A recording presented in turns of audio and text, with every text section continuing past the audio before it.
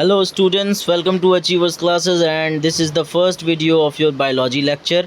This video is specially made for those students who are studying in my class and they are in class 9 and they are from English medium background. Okay, now let's start the class. अब हम लोग start करते हैं class को. समझने वाले आज हम लोग सेल के बारे में. ठीक है, हिंदी मीडियम के बच्चों के लिए अलग वीडियो है, इंग्लिश मीडियम के बच्चों के लिए अलग वीडियो है. ठीक है, धीरे धीरे करके वीडियोस मर्ज भी हो सकती हैं और जो है अभी फ़िलहाल के लिए तो बायोलॉजी में वीडियोस अलग ही आएंगी, क्योंकि टर्म्स जो होती है हिंदी और इंग्लिश मीडियम में थोड़ी डिफरेंट्स हो जाती है. ठीक है, डिफरेंट हो जाती है, इसीलिए तो स्टार्ट करते हैं. तो फर्स्ट में आपको ये दिख रहा होगा, यहाँ पे कुछ एरो टाइप का स्ट्रक्चर्स बनाए गए. ये क्या है, ध्यान से समझिए. इसमें ना हम लोग सेल के बारे में पढ़ेंगे, मतलब सेल क्या होता है ये हम लोग इस चैप्टर में पढ़ने वाले हैं. ठीक है, और सेल के बारे में डिटेल में पढ़ेंगे. तो जो भी चीज़ें हम लोग चैप्टर में पढ़ने वाले हैं वो आपके सामने यहाँ माइंड मैप के थ्रू जो है रख दी गई है. जैसे हम लोग सेल के बारे में पढ़ेंगे तो टाइप्स ऑफ सेल के बारे में पढ़ेंगे. ठीक है, तो टाइप्स ऑफ सेल में जो प्रोकैरियोटिक सेल होता है उसके बारे में पढ़ेंगे और यूकैरियोटिक सेल जो होता है उसके बारे में पढ़ेंगे. ठीक है, तो हमें ये समझ के रखना है कि सेल मेनली दो टाइप का होता है. एक होता है प्रोकैरियोटिक और एक होता है यूकैरियोटिक.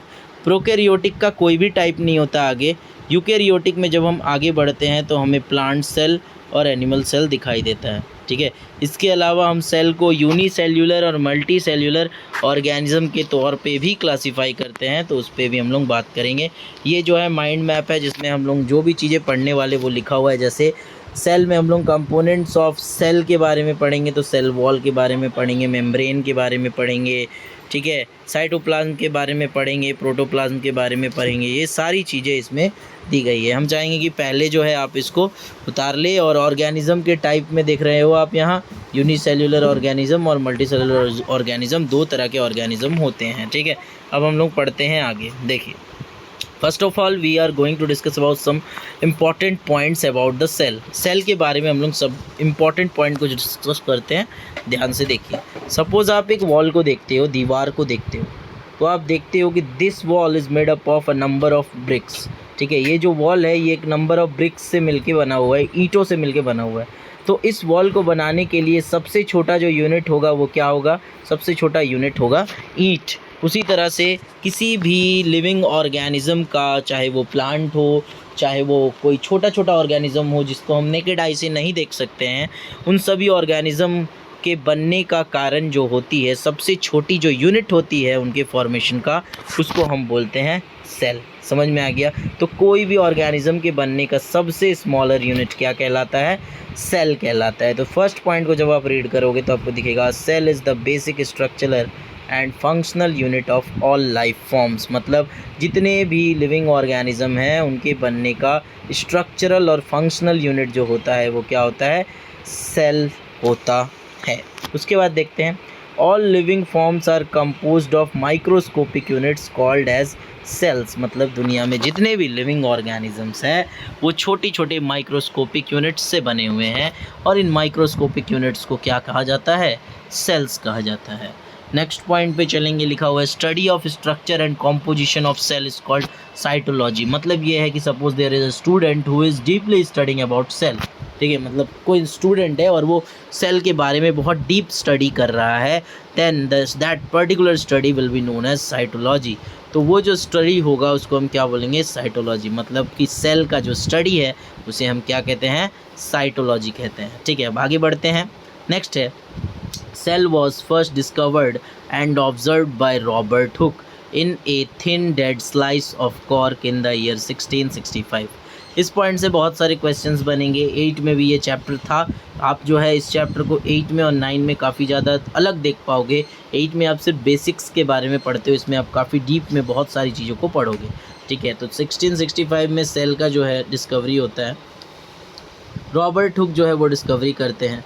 कॉर्क जो हमारा ट्री है उसके एक स्लाइस में जो है वो डिस्कवरी करते हैं. इसके अलावा आपको याद रखना है, अगर आपसे क्वेश्चन पूछा जाए who has discovered first dead cell, तो हमारा आंसर रॉबर्ट हुक ही होगा. ठीक है, अब चलते हैं आगे. अगर क्वेश्चन ये पूछा जाए who has discovered first living cell, living cell को फर्स्ट डिस्कवर किसने किया था, ये किया था A.V. लीवेनहॉक ने 1674 4 को लगभग 9 साल के बाद जो है एवी लीवेनहॉक ने जो है लिविंग सेल का डिस्कवरी किया था। ठीक है, अब आगे चलते हैं। नेक्स्ट लिखा हुआ है protoplasm is an aggregate of various chemicals.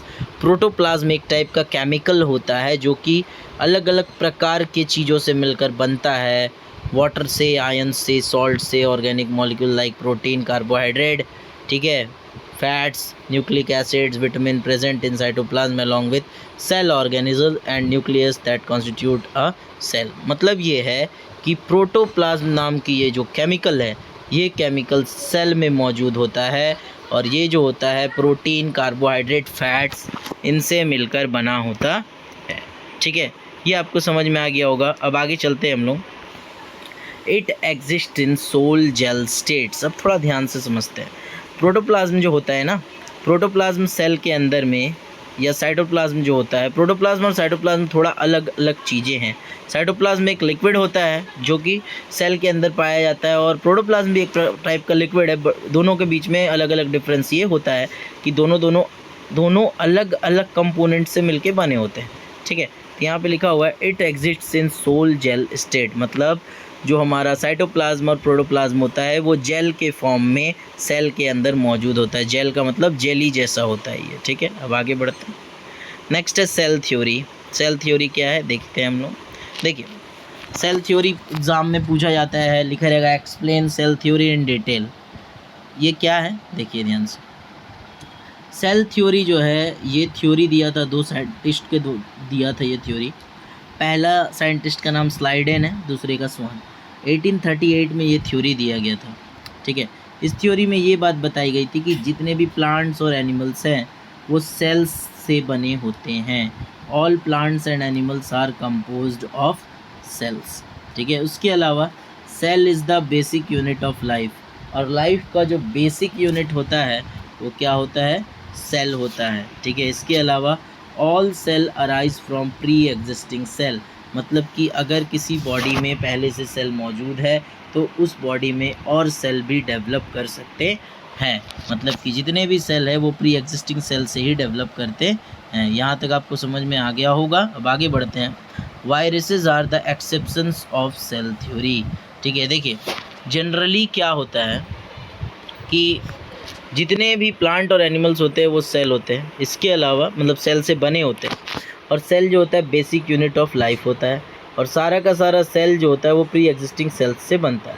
लेकिन वायरस का एक फीचर ये होता है कि वायरस जो होता है पहले डेथ स्टेट में होता है, लेकिन जैसे ही ये किसी लिविंग ऑर्गेनिज्म के कांटेक्ट में आता है तो ये ऑटोमेटिकली अपने आप को स्प्रेड करने लगता है।